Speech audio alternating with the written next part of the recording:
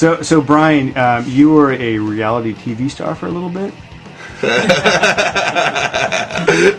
I don't know that I'd say star, but... So yes. I'd say Coastman was the star of that episode. So did Snakebite get anything from being on a TLC reality makeover? You get a little bit of money out of it, so the money was going to go back to putting out our first 7-inch. So we were like, that'll be cool if we do this. We'll put the money on there. And we obviously just thought it would be really funny. Right. So we shot this video of us all wearing like sweatpants, like flip-flops, talking about how nobody takes us seriously as a punk band because we look like we just climbed out of a garbage can. Right. And so we ended up doing like this 4-day shoot for a show called TLC's A Makeover Story. And it was actually the first drummer of Nightbirds was in the band, and then a couple other guys.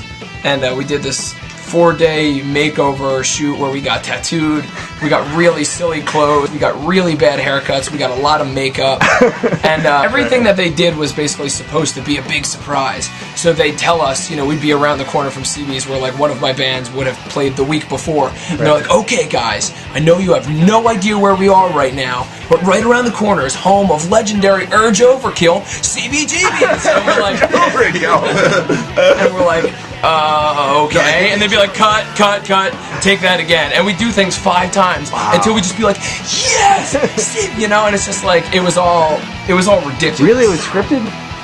It wasn't so much scripted as it was when we say something that they'd like, they just make us do it over and over until they got the proper reaction.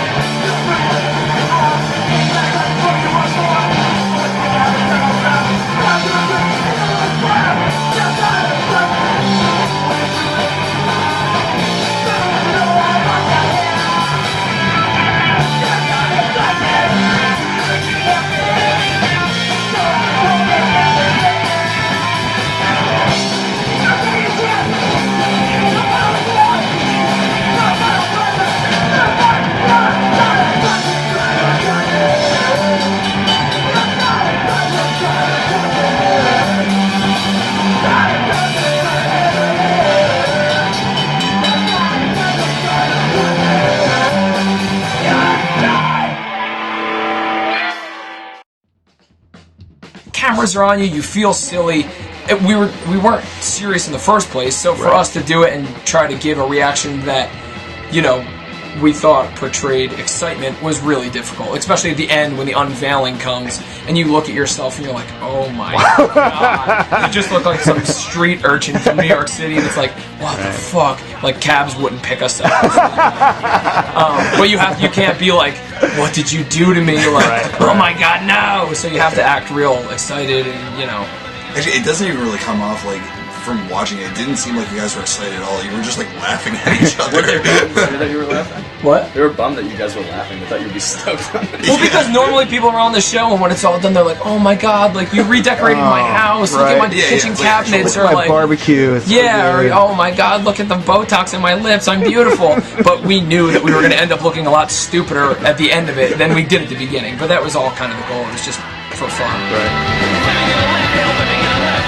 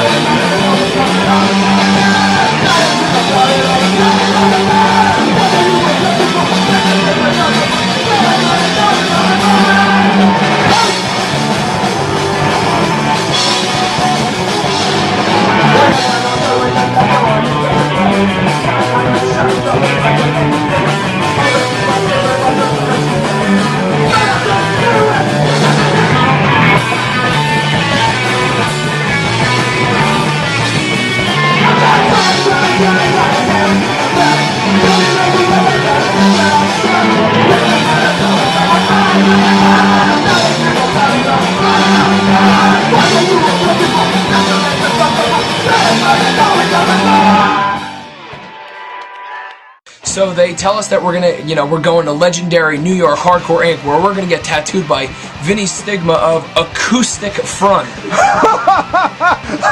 so we're like, oh yeah, acoustic front, like, oh yeah, Victim in Pain, like, great record by acoustic front. So we go to the shop. Is acoustic front like a real thing, like an acoustic, like agnostic front? No, they just didn't. No, they just messed it up. Like we should totally do that. 5 years it'll be real. Yeah, really will be. It'll just be Roger Murray. It's fair. That's still a thing. So we go to the shop, and it's Jimmy G of Murphy's Law, and Vinny, and we get there, and they didn't know that we were just kind of goofing on the whole thing. Right. So we get there, and they just think that we're these fucking nubs, and we want to look like good Charlotte, and they're like, ugh, this is embarrassing. We don't even want to be on camera. So we get there, and they see us, and maybe it was the t-shirts we were wearing or something, but I guess we just look like people that show up at their shows, and they're kind of like, oh, this is kind of weird. So they turn off the cameras, they take us in the back room, and he's like, all right, let me ask you guys a question. Why are you guys here? Like, why are you doing this? And we're like, just kind of as a goof, we just thought it would be funny. Our buddy got us into this. Right. And he's like, yeah, what kind of music you guys like? I'm like, man, I grew up on New York hardcore. Like, I love Agnostic Front, fucking Murphy's Law, Underdog, Kraut, just naming the stuff. And he was kind of like really taken back. Right. It's like, oh. Yeah. So then he's like, all right, let's fucking do this. Turns on Panty Raid by Murphy's Law, kicks everybody from TLC out, and then we just partied all night long. Bought us pizza and bought everybody drugs, and it was awesome. Because on the video, it looks like he just wants to get young kids high. Like it's on the internet, right? It looks like he just wants to get out of there. He's like, puts his hat on. He's like, okay. No, he was tattooing. He was really cool. I bought his Crumbsuckers LP off of him. Oh, nice. He was super, super chill. Yeah, we just hung out, and I saw him like 2 months later, and I was like, "Yo, Stigma!" And I don't think he had any idea who I was, but it was really, really funny.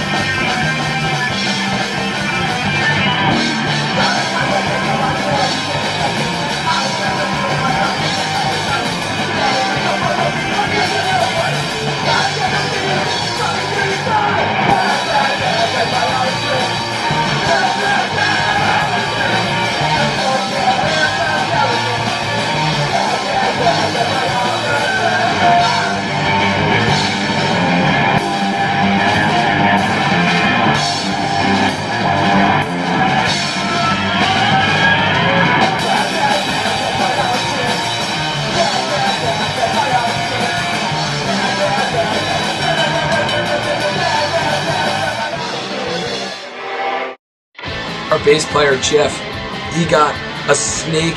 Like, then we went to this crazy barbershop and they just carved a snake into the back of his head and dyed it all green, and then he had like steps, and then they took studs from like a leather jacket and just hot glued them to the side of his head. We looked like Martians. It was awesome. Did people yell shit at you guys in the street or anything, or? We looked like that for probably about 45 minutes, and like we went back to our hotel rooms, and everybody shaved their head, big razors. Like, we shaved our heads. Like, I got my eyebrows tweezed. I was like pulling makeup out of my eyes for days, and then we ran into the TLC people in the lobby.